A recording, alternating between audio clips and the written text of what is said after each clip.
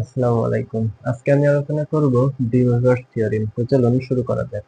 D ওয়েভারস theorem যেটা বলে তা হচ্ছে cos theta plus i sin theta এর পাওয়ার যদি n নেওয়া হয় তাহলে তা cos n theta plus i sin n theta দিবে, যেখানে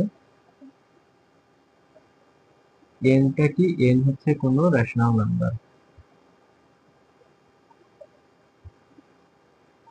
এখানে এই যে n, n টা কেমন হতে পারে? n টা পজিটিভ ইন্টিজার হতে পারে,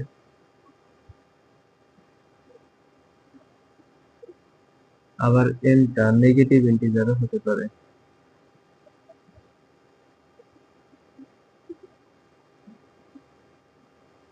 আবার n এর ভ্যালুটা এটা কিন্তু p বাই q ফরম্যাটেও হইতে পারে। এখন পজিটিভ ইন্টিজার যদি হয় তাহলে এটাই হয়ে যায়, আবার নেগেটিভ ইন্টিজার হলে এই জায়গায় মাইনাস আসে।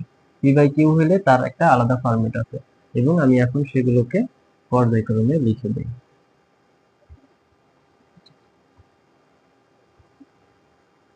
তো প্রথম যেটা, তা হচ্ছে if n is a positive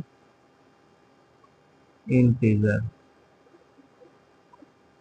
positive integer হলে কি হয়, cos theta plus i sin theta whole to the power n সমান cos, এই n টা থিটার সঙ্গে গুণ হয়ে যায়, অর্থাৎ n theta plus i sin আবারও n থিটার সঙ্গে গুণ হয়ে n থিটা দিবে। এর একটা এক্সাম্পল দেই। যদি বলে cos 30 degree plus i sin 30 degree whole to the power 3 আছে, তাহলে আমরা কি করব, এই যে পাওয়ার 3, এই 3 টা কিন্তু একটা পজিটিভ ইন্টিজার, তাহলে কি হবে, n টা এই দুইটার সঙ্গে গুণ হবে, তাহলে 3 টা 30 ডিগ্রির সঙ্গে গুণ হয়ে যাবে, অর্থাৎ cos 90 degree plus i sin 90 degree.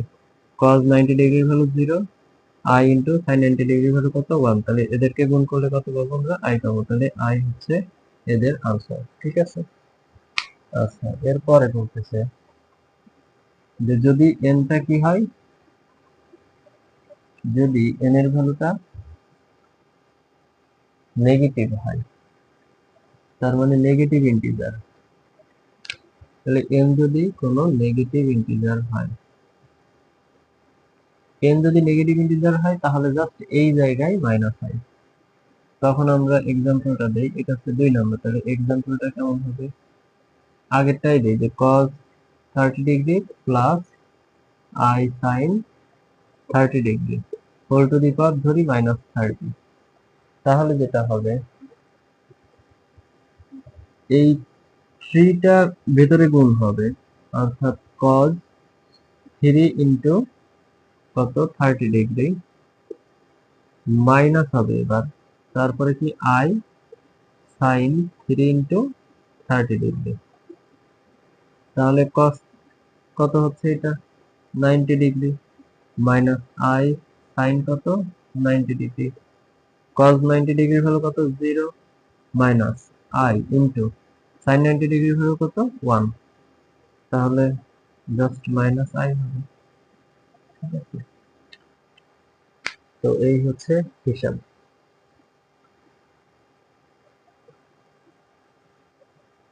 এখন বলি, যদি n এর ভ্যালুটা p বাই q ফরম্যাটে থাকে,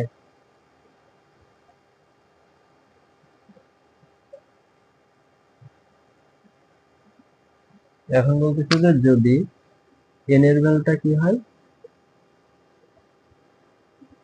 n is of the form p by q, then